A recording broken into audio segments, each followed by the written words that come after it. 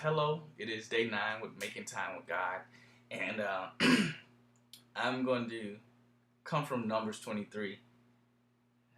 And the background of this story is that Balak is the king. He summoned this priest, or prophet rather, to pretty much curse Jacob and the Israelites, and that didn't go out so well.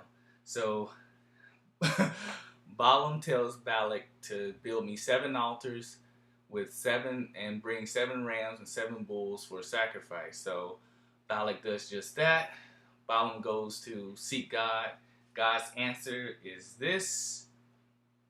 He said, how can I curse one whom God has not cursed, or how can I denounce one who the Lord has denounced? And it reads on. It says, who can count the dust of Jacob or number the fourth part of Israel? Let me die the death of the upright, and let the end of my life be like theirs. Now here's the kicker. So Balak said to Balaam, what have you done to me? I brought you to curse my enemies, but on the contrary, you have only blessed them. And Balaam said, must I not be careful to speak what the Lord has put in my mouth?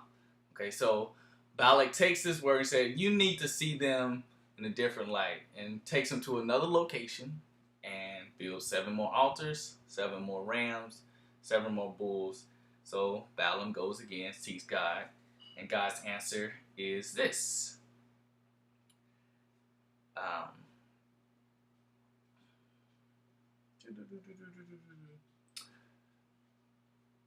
Balaam uttered, rise up, Balak, and hear. Listen to me, son of Zippor.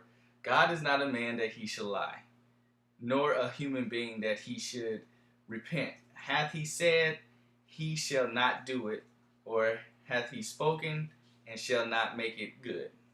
Okay, so he has not looked on iniquity on Jacob, nor has he seen trouble in Israel. The Lord their God is with them. His acclamation as king is among them. And for this there is no spell against Jacob, nor is there any divination against Israel. At this time it must be said of Jacob and of Israel, look at what God has done. So this is the second time that Balak has sought a prophet to essentially curse Jacob and the Israelites, and for the second time there's a blessing. It happens again. And so the third time Balak has enough. He said, go home, I'm not paying you. I told you I have all the silver that you would want if you would curse my enemies. And Balaam replied with, I told the messenger that I can't say what was good, what is going to be good or bad. All I can say is that what God gives me, what the Lord has said. So there's 2 things that I picked up from this. One thing is, God's not a man that he shall lie, meaning that everything that comes from this word, from this Bible, is true. He has plans for us to prosper. All things are possible. So it just emphasized that how great God is. He made promises. Every word he says is a promise, because it will get done. Okay, so that was the first thing. The second thing is, Jacob has no idea what's going on. The Israelites have no idea what's going on. This is a completely separate, time. Not necessarily time. It's happening at the same time, but there's no relation other than the fact that one side is one side is the enemy, and the other side is God's people. So when you think about this, God's people, God is being sought by the enemies of his people to curse his people. And God says, no, they're blessed. So he answered Balak's prayers, just like he answered the Israelites' prayers.